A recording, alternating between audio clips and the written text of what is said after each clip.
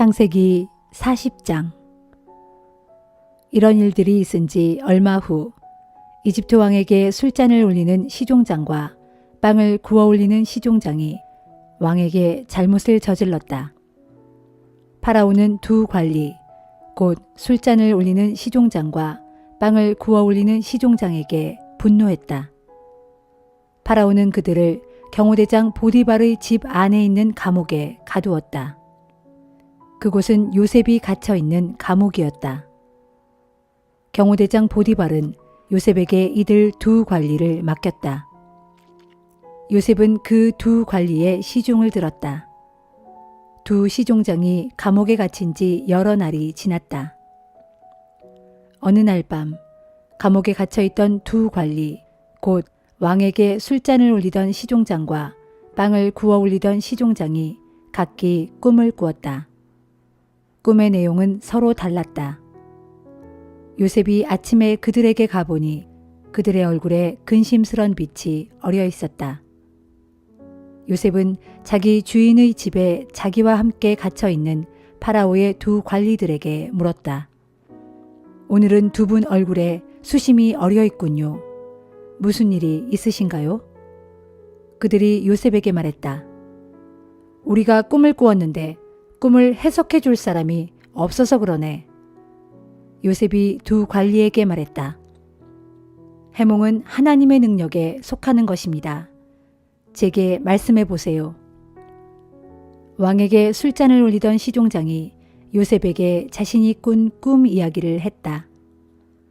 꿈속에서 나는 웬 포도나무가 내 앞에 있는 것을 보았네. 그 포도나무에는 3개의 가지가 뻗어 있더군. 각 가지마다 싹이 나고 꽃이 피더니 포도송이가 열렸어. 그때 내 손에는 파라오의 잔이 들려 있더군. 나는 포도를 따다가 파라오의 잔에 즙을 짜서 그 술잔을 파라오의 손에 들려드렸다네. 요셉이 왕에게 술잔을 올리던 시종장에게 말했다. 해몽은 이렇습니다. 3개의 가지는 사흘을 뜻합니다. 파라오는 앞으로 사흘 안에 어르신의 직위를 회복시켜 주실 것입니다. 어르신께서는 예전처럼 파라오에게 술잔을 올리는 일을 하시게 될 것입니다. 어르신, 일이 잘 풀려 나가시거든 저를 잊지 말아 주십시오. 파라오에게 제 사정을 말씀드려서 저를 이 감옥에서 나갈 수 있게 해주십시오. 이 몸은 히브리 사람들이 사는 땅에서 이곳까지 끌려왔습니다. 저는 이곳에 온 뒤로도 감옥에 갇힐 만한 죄는 지은 적이 없습니다.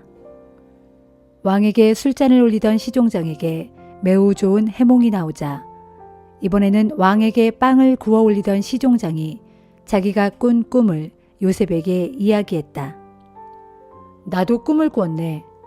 꿈속에서 내가 빵바구니 3개를 머리 위에 이고 있더군.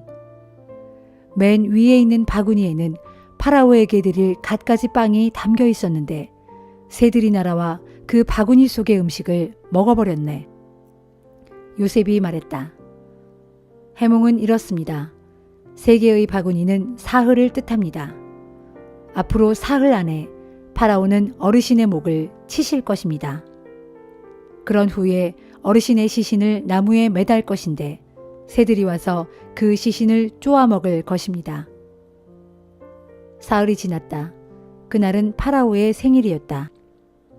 파라오는 모든 신하들을 위해 잔치를 베풀었다. 파라오는 신하들이 모두 모인 자리에 술잔을 올리던 시종장과 빵을 구워 올리던 시종장을 불러냈다. 파라오는 술잔을 올리던 시종장을 다시 복직시켰다. 그래서 그 시종장은 예전처럼 파라오에게 술잔을 올리는 일을 했다.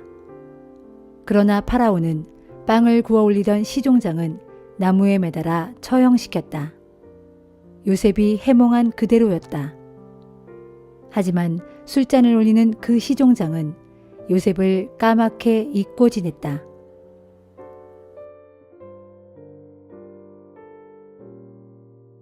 마가복음 10장.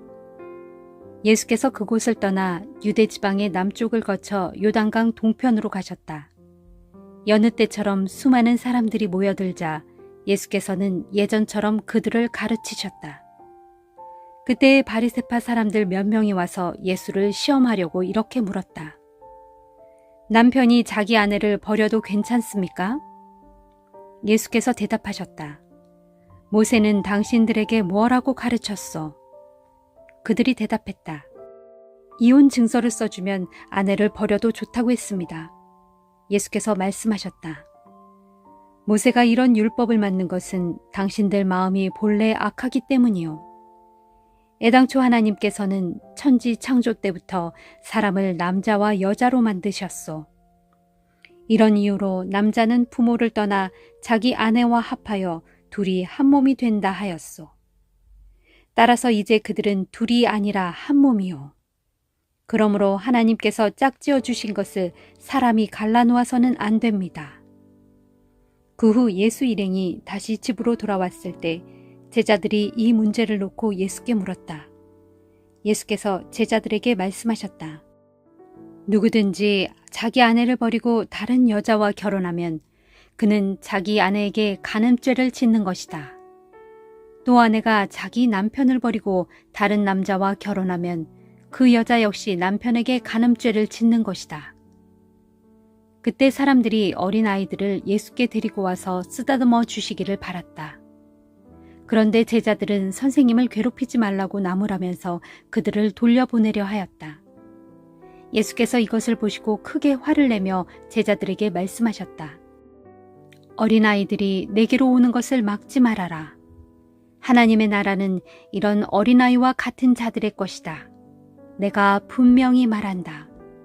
누구든지 어린아이와 같은 마음으로 하나님 나라를 받아들이지 않으면 결코 그곳에 들어가지 못할 것이다. 그리고 예수께서는 어린아이들을 품에 안으시고 그들의 머리 위에 손을 얹어 축복해 주셨다. 예수께서 길을 떠나려 하시는데 어떤 청년이 달려와 예수 앞에 무릎을 꿇으며 물었다. 선하신 선생님, 영원한 생명을 얻으려면 제가 어떻게 해야 합니까? 예수께서 그 청년에게 말씀하셨다. 어찌하여 나를 선하다고 하시오?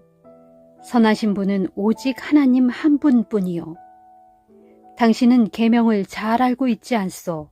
하나님의 계명을 보면 살인하지 말라, 간음하지 말라, 도둑질하지 말라, 거짓 증언을 하지 말라, 속여 빼앗지 말라, 내 부모를 공경하라 하고 되어 있지 않소? 그 청년이 대답했다.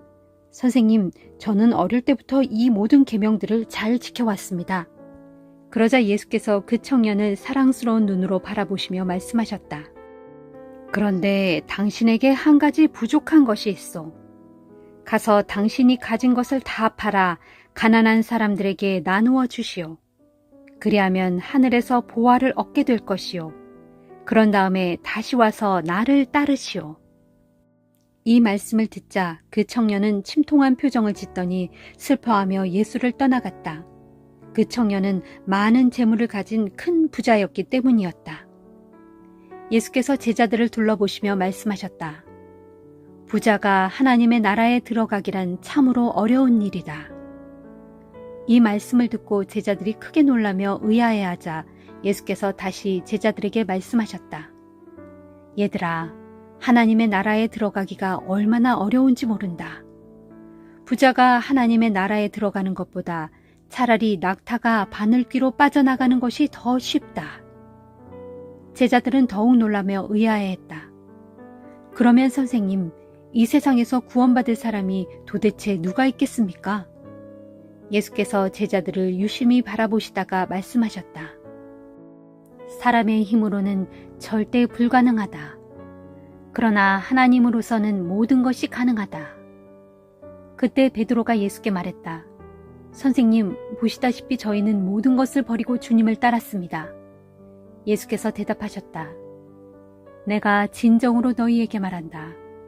누구든지 나를 위하여 또 복음을 위하여 자기 집이나 형제나 자매나 어머니나 아버지나 자녀나 재산을 버린 사람은 지금 이 세상에서 핍박도 함께 받겠지만 자신이 버린 것들을 100배로 돌려받을 것이다. 그러나 무엇보다 장차 오는 세상에서는 영원한 생명을 얻게 될 것이다. 그러나 그런 자들 가운데서도 먼저 된 사람이 나중되고 나중된 사람이 먼저 되는 일이 많을 것이다. 예수 일행이 예루살렘으로 올라가는 길에 예수께서 앞장서서 홀로 걸어가시자 모두들 놀라고 두려운 마음으로 뒤따라갔다. 예수께서 다시 12제자를 자기 곁에 불러 모으시고 장차 자신에게 닥칠 일을 일러주셨다. 보라, 우리가 예루살렘에 도착하면 인자는 배신을 당하여 대제사장들과 율법 교사들의 손에 넘겨질 것이다. 그들은 인자를 죽이기로 결정한 후 이방인들에게 넘길 것이다. 그러면 이방인들은 인자를 조롱하고 침뱉고 채찍으로 때린 뒤 마침내 죽일 것이다. 그러나 인자는 사흘 만에 무덤에서 다시 살아날 것이다. 그때 세베대의 두 아들인 야고보와 요한이 예수 곁으로 와서 말했다. 주님, 저희 소원을 들어주십시오. 예수께서 물으셨다. 너희가 무엇을 원하느냐? 그들이 말하였다. 주께서 영광의 자리에 앉으실 때 저희 가운데 한 명은 주님의 오른편에 또 한 명은 주님의 왼편에 앉게 해주십시오. 예수께서 대답하셨다. 너희가 지금 내게 요청하는 것이 과연 무엇을 뜻하는 것인지나 알고 하는 말이냐? 너희는 내가 마셔야 할 쓴 잔을 마실 수 있느냐? 내가 받아야 할 고난의 세례를 받을 수 있느냐? 그들이 대답했다. 네, 저희는 할 수 있습니다. 그러자 예수께서 말씀하셨다. 그렇다. 너희는 내가 마시는 잔을 마시게 될 것이고 내가 받는 세례를 받게 될 것이다. 하지만 너희를 내 오른편이나 왼편에 앉게 할 권한은 내게 없다. 그 자리는 하나님께서 이미 정해놓으신 사람들에게 돌아갈 것이다. 다른 10제자들이 이 일을 보고 야고보와 요한에게 분노하자 예수께서 그들을 불러놓고 말씀하셨다. 너희도 알다시피 세상의 왕이나 위정자들은 백성들 위에 군림하면서 권력을 휘두른다. 그러나 너희는 결코 그래서는 안 된다. 너희 중에 누구든지 큰 자가 되기를 원하는 사람은 먼저 너희를 섬기는 자가 되어야 한다. 또 너희 중에 으뜸이 되기를 원하는 사람은 먼저 모든 이들의 종이 되어야 한다. 인자는 섬김을 받으러 온 것이 아니라 섬기러 왔고 많은 사람들을 구하기 위하여 자기 목숨을 내어주려고 온 것이다. 예수와 제자들이 여리고 성읍에 들렀다가 뒤따르는 많은 사람들과 함께 성읍을 떠날 때였다. 그때에 디메오의 아들 바디메오라는 맹인 거지가 길가에 앉아 있다가 나사렛 예수가 그 길로 지나가신다는 말을 듣고 소리를 지르기 시작했다. 다윗의 자손이신 예수여, 저에게 자비를 베풀어 주십시오. 그러자 많은 사람들이 그를 나무라며 조용히 하라고 했다. 그러나 그는 더욱 큰 소리로 다윗의 자손이시여, 저에게 자비를 베풀어 주십시오 하고 외쳤다. 예수께서 걸음을 멈추시며 말씀하셨다. 그 사람을 불러오시오. 사람들이 그 맹인에게 가서 일러주었다. 기운을 내어 자리에서 일어나라. 그분이 당신을 부르신다. 그러자 그 맹인은 겉옷을 벗어던지고 벌떡 일어나 예수께로 왔다. 예수께서 물으셨다. 내가 당신에게 무엇을 해주기를 바라오? 맹인이 대답했다. 선생님, 눈을 뜨고 싶습니다. 예수께서 말씀하셨다. 이제 가시오. 당신의 믿음이 당신을 낫게 하였소. 그러자 그 즉시 맹인은 눈을 떠 보게 되었다. 그리고 예수를 따라 나섰다.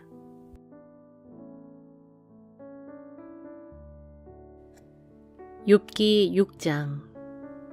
엘리바스의 충고를 듣고 욥이 대답했다. 정말이지, 내 고뇌의 무게를 달아볼 수만 있고 내가 당한 이 불행의 비참함을 저울에 올려놓을 수만 있다면 얼마나 좋을까. 틀림없이 바닷가의 모래보다도 더 무거울 거야. 그러하기에 내 말이 거칠고 험했던 것이네. 전능하신 분께서 나에게 화살을 쏘아대시고 그 화살이 내 속에 세게 박히니 내 영혼이 그 화살의 도구로 비틀거린다네. 지금 하나님께서는 작정하시고 나를 아주 무섭게 몰아치고 계신다네. 들판에 먹을 풀이 있는데도 들나귀가 울부짖겠는가? 구유에 꼴이 있는데도 소가 울겠는가? 싱거운 음식을 소금도 치지 않고 먹을 수 있겠는가? 달걀 흰자위를 무슨 맛으로 먹는단 말인가? 나는 그런 음식을 거들떠 보지도 않고 입에 대지도 않을 걸세. 그런 음식은 생각만 해도 속이 메스꺼워지기 때문이네. 내가 하나님께 드릴 요청이 있는데 하나님께서 나의 그 요청을 용납하고 들어주시기를 간절히 바란다네. 그것은 하나님께서 나를 선뜻 죽여 없애주시는 것, 곧 그분께서 손을 들어 나를 얼른 깨뜨려 주시는 것이라네. 그렇게 해주신다면 그것이 나에게 진정 위로가 되고 이토록 무자비한 고통 중에서라도 내게 큰 기쁨이 될 텐데, 그 까닭은 내가 정말이지 거룩한 그분의 말씀을 거역하지 않았기 때문일세. 아, 내게 무슨 기력이 더 남아있어 내가 소망을 품고 살아야 한단 말인가? 내게 무슨 전망이 있어 내가 더 참고 견뎌야 한단 말인가? 나에게 무슨 바위 같은 힘이라도 있던가? 내 살덩이가 무슨 노쇠라도 된단 말인가? 아, 이제는 내게 정말 아무런 힘도 없고 도움을 청할 때라곤 세상 어디에도 없구나. 비록 내가 전능하신 분에 대한 경외감을 조금 잃었다고 할지라도 절망에 빠진 피곤한 사람에게는 친구의 따뜻한 동정심이 절실히 필요한 법인데, 어찌하여 내 친구들은 물이 조금 흐르다가 바싹 마르고 또 바싹 말랐다가 너무 많이 흘러 범람하는 개울처럼 도대체가 미덥지를 못하구나. 얼음이 녹으면 물살이 제법 거세지고 눈이 녹으면 졸졸거리며 흐르다가도 날이 더워지면 쉬이 말라버리고 떼약볕이 내리쬐면 아예 자취조차 없어지고 마는 그런 개울. 물이 줄기를 따라 힘차게 굽이쳐 흐르다가도 물길에서 벗어나 메마른 곳에 이르면 이내 끊어지고 마는 그런 개울과도 같구나. 멀리서 그런 개울을 보고 대마의 대상들이 물을 얻기 위해 달려오고 스바의 상인들도 희망을 갖고 물을 찾아왔건만 막상 개울에 이르고 보니 물 한 방울조차 얻을 수 없고 오직 얻을 것이라곤 낙담밖엔 없구나. 그러니 물을 기대했던 그 마음이 도리어 부끄러울 뿐이구나. 지금 자네들이 내게 이런 개울과 무엇이 다른가? 내 처참한 몰골을 보니 덜컥 겁이라도 난단 말인가? 내가 언제 자네들에게 무엇을 좀 달라고 부탁한 적이 있던가? 내가 언제 자네들의 재산에서 얼마를 떼어달라고 요구한 적이 있던가? 아니면 내가 자네들에게 내 원수들의 소나기에서 나를 구해달라고 했거나 또는 무례한 압제자의 소나기에서 나를 건져달라고 말한 적이 있던가? 내가 잠자코 들을 테니 어디 내가 알아들을 수 있게 나를 가르쳐 보게나. 내게서 무엇이 잘못되었고 내가 언제 그릇된 짓을 했는지 나에게 말 좀 해주게나. 올곧은 말은 언제나 힘이 있는 법. 하지만 자네들이 내게 말하고자 하는 것은 도대체 무엇이란 말인가? 자네들은 내 말꼬리나 붙잡고 늘어질 셈인가? 만신창이가 된 이 몸의 말은 스쳐 지나가는 바람 소리로밖엔 생각지 않는군. 여차하면 자네들은 고아를 놓고도 제비 뽑기를 하고 궁하면 친구조차도 팔아먹을 사람들이로군. 그러니 이제 자네들은 조용히 하고 내 얼굴을 똑똑히 쳐다보게나. 설마 내가 자네들의 면전에서 거짓말을 하겠는가? 제발 부탁하건대 잘 살펴보고 내게 불의한 말을 하지 않도록 하게나. 나에게는 아무 잘못도 없으니 나의 의를 의심치 말고 제발 다시 생각해 주게나. 언제 내 혀가 거짓을 내뱉은 적이 있었던가? 언제 내 입이 악한 것을 분별치 못한 적이 있었던가?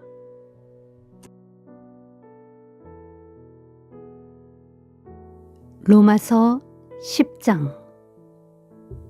형제들이여, 나는 내 동족 이스라엘 백성이 구원받기를 마음속 깊이 진심으로 원하여 그 일로 하나님께 기도해 왔습니다.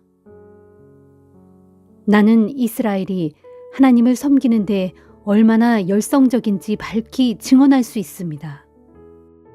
하지만 그들의 열성은 올바른 지식에 근거한 것이 아닙니다. 그들은 하나님에게서 비롯되는 의를 알지 못하고 자기들 스스로 의를 세우려고 애씀으로써 하나님의 의를 따르지 않았습니다. 그래서 그리스도께서는 주를 믿는 모든 사람들로 하여금 하나님의 의에 이르도록 하기 위해 율법을 온전히 이루어 주셨습니다. 일찍이 모세는 기록하기를 사람이 율법대로 따라 살면 하나님의 의에 이를 수 있고 그래서 그 의로 인해 살 것이다 라고 하였습니다. 그러나 믿음을 통해서 오는 하나님의 의에 대해서는 이렇게 말합니다. 여러분은 마음속으로 그리스도를 모셔내리려고 누가 하늘에 올라가겠느냐 하고 말하지 마십시오. 또는 마음속으로 그리스도를 죽은 자들 가운데서 모셔 올리려고 누가 지옥에 내려가겠느냐 하고 말하지도 마십시오. 그렇다면 이 말은 무엇을 뜻합니까? 성경에 기록되기를 말씀은 너희 가까이에 있다. 너희의 입속에 있고 너희의 마음속에 있다 라고 했습니다. 그렇습니다. 우리가 전파하는 것이 바로 이 믿음의 말씀입니다. 만일 여러분이 예수는 나의 주님이십니다 라고 입으로 고백하고 또한 하나님께서 예수를 죽은 자들 가운데서 살리셨다 라는 사실을 마음으로 믿으면 여러분은 구원을 받을 것입니다. 이처럼 사람이 마음으로 믿으면 하나님께 의롭다는 인정을 받게 되고 입으로 그 믿음을 고백하면 구원을 얻게 됩니다. 성경에 기록되기를 누구든지 그리스도를 믿는 사람은 결코 수치를 당하는 일이 없을 것이다 라고 했습니다. 이 점에서는 유대인이나 이방인이 아무런 차별이 없습니다. 똑같은 주님이 모두의 주님이시고 주님께서는 자신께 구하는 사람 누구에게나 풍성한 복을 내려주십니다. 실로 그러합니다. 누구든지 주님의 이름을 부르는 사람은 구원을 얻을 것입니다. 그런데 생각해 보십시오. 주님을 믿지 않는다면 그들이 어떻게 주님을 부를 수 있겠습니까? 또 주님의 이름을 한 번도 들어본 적이 없다면 어떻게 주님을 믿을 수 있겠습니까? 또 누군가 주님에 대해 전하는 사람이 없다면 그들이 어떻게 들을 수 있겠습니까? 또 보내시는 분이 없다면 누가 어떻게 가서 전할 수 있겠습니까? 이것은 성경에 기록된 대로 참으로 아름답구나 기쁜 소식을 전하는 자들의 발이여 한 것과 같습니다. 그러나 이스라엘 사람들 모두가 기쁜 소식을 받아들이는 것은 아닙니다. 그래서 예언자 이사야는 주님, 우리가 그들에게 전해준 말을 믿은 자가 과연 있었습니까? 하고 탄식했습니다. 그러므로 결국 믿음은 말씀을 듣는 데서부터 시작되고 또 듣는 것은 그리스도의 말씀에서 비롯됩니다. 그렇다면 내가 묻겠습니다. 유대인들은 과연 들은 적이 없습니까? 물론 다 들었습니다. 성경에도 그들의 소리가 온 땅에 전해지고 그들의 말이 세상 끝까지 이르렀다라고 되어 있습니다. 그러면 내가 다시 묻겠습니다. 유대인들은 말씀을 듣고서 그 말씀을 알아듣지 못했단 말입니까? 그렇지 않습니다. 사실 그들은 모세 때부터 말씀을 들어 알고 있었습니다. 그래서 하나님께서는 먼저 모세를 통하여 이렇게 말씀하셨습니다. 나도 내 백성이 아닌 족속을 사랑하여 너희로 질투하게 하고 또 내가 어리석은 민족으로 너희를 분노하게 하겠다. 또 예언자 이사야는 담대하게 외치기를 나는 나를 찾지 않던 사람들에게 알려질 것이고 나에게 도와달라고 청하지도 않은 사람들에게 나를 드러내 보여주겠다 라고 했습니다. 또 이사야는 이스라엘에 대한 하나님의 심정을 전하면서 내가 복종하지 않고 거역하는 백성을 품으려고 하루 종일 내 팔을 벌렸다 라고 했습니다.